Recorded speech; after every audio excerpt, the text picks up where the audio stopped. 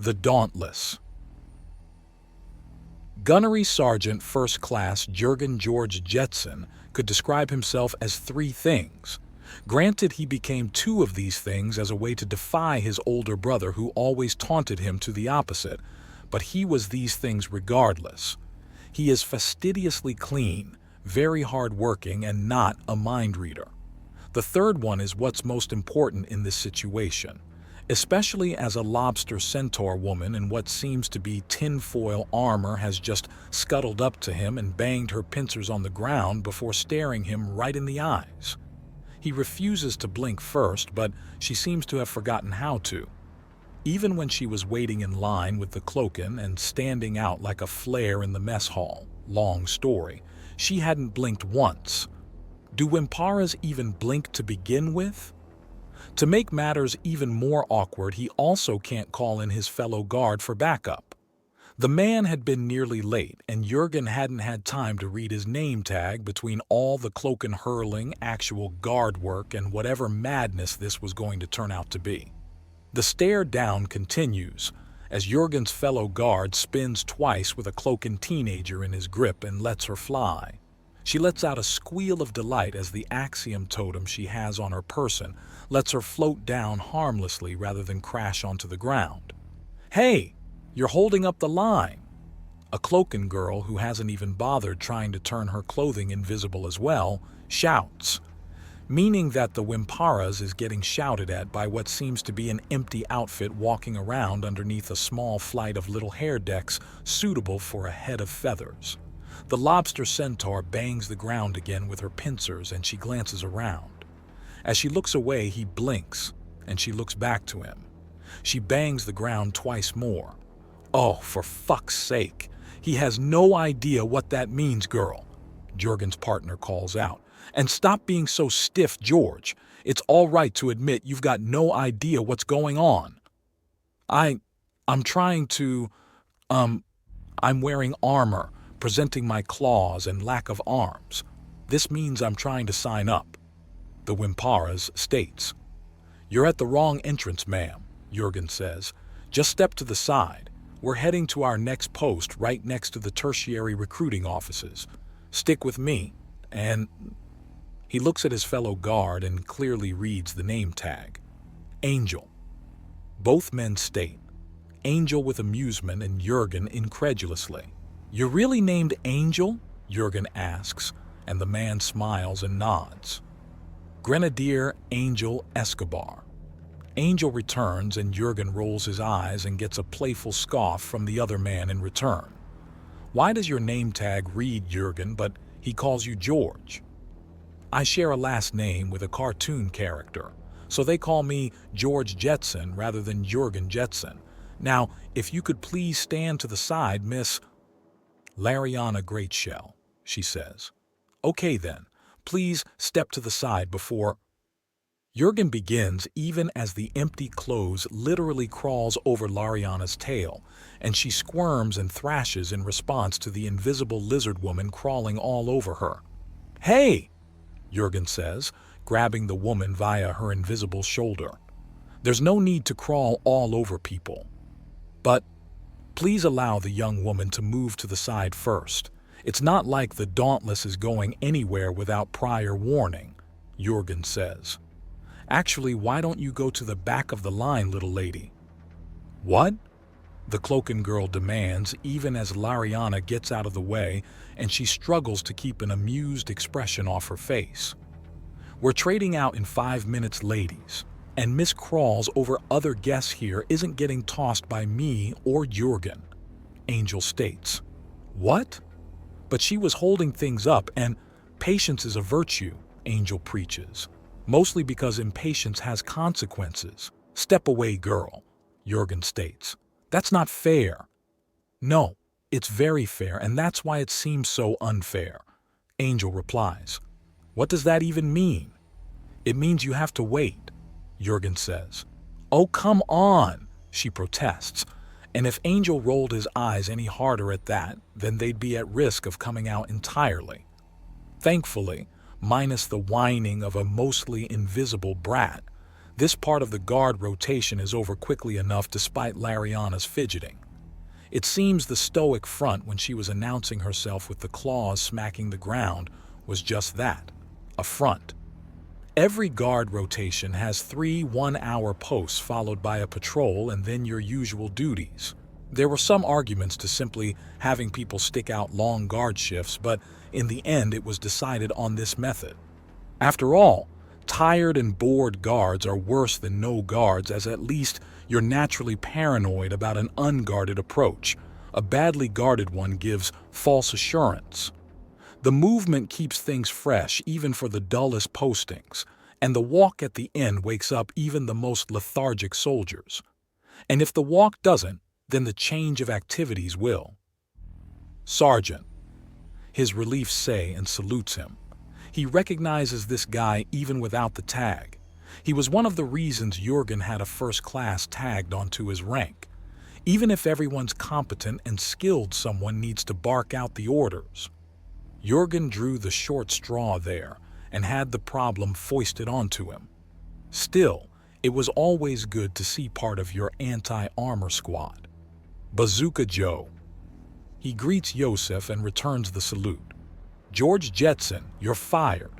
Joseph Adams jokes before smirking. You are relieved, Sergeant. Head to your next post.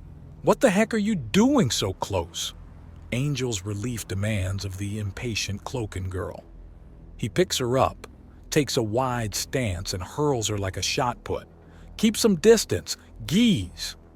The mad giggling as the empty outfit rights in midair and touches down gently lets Jurgen know that the girl has learned little, if anything, for being made to wait. So who's your friend? This is Lariana.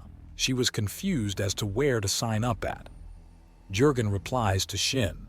The man bucks all Asian trends by easily being 6.5 feet tall and built like he eats boulders and spits out sand. Right. Well, we would be intruders as far as the eye can see. Time to clear through them. Shin remarks. Make them wait a bit, will you? Don't spoil them, Angel tells him and gets a scoff in return. All right, this way, Miss Greatshell, Jurgen says, and he begins to lead Lariana around the Dauntless and right to the next post, right around the corner from one of the recruitment offices. Like the others, it's fairly swamped. Then there's the clatter of claws being banged against the floor, and Jurgen smirks even as he indicates the office. So that is a normal thing for Wimparas. I had wondered. Why would you think I would lie about that? Lariana asks. People claim all kinds of things, Jurgen replies. Best of luck, young lady.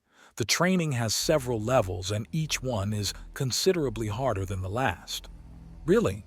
But, what exactly do you expect? Well, isn't there some kind of secret? Secret? Are you referring to the primal thing? Yes, of course. Who doesn't want to be a primal? Frankly, I'd rather be my best because I earned it, not because I was born to it. Jurgen answers. Yes, but the first. The absolute first is something that never goes away. And who was the very first primal? Lashara the Serpentine? Pretty sure that's wrong, Jurgen replies. Still, there are worse reasons to sign up. Hell, some people do it for just money. Just money? Who the hell said that? A brute Arcana decked out like she's considering attacking the Dauntless on her own.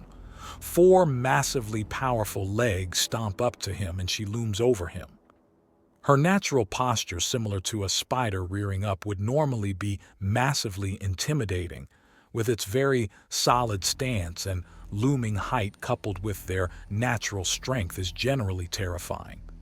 Jurgen, however, isn't undaunted. She needs to step up her game to get him sweating, by a lot. I did. She leans down to his level and looks him clean in the face. He notices that her eyes are cybernetic and clearly painting him with targeting information. Maybe if she had a railgun or a rocket launcher, this would be intimidating. But he has the brand, and as downright humiliating as it was to literally shit his pants as the pain made his whole body spasm, it had been worth it.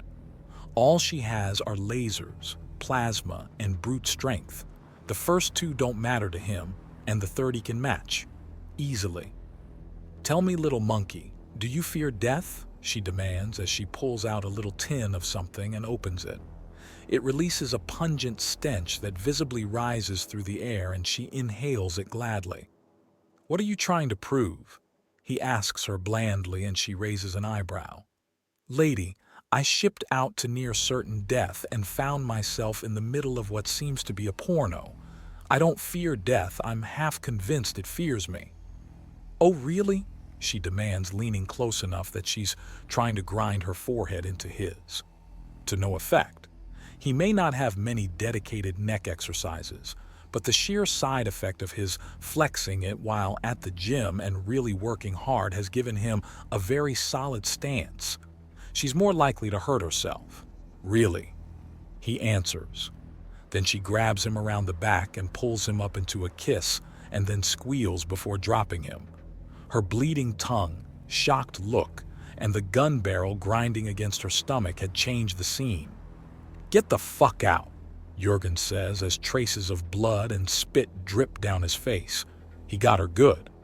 "But you... Get the fuck out," he repeats as he cocks back the hammer on the pistol. "But don't humans like that sort of thing?" she asks. "Not me. Now get the fuck out." "But I just signed up for..."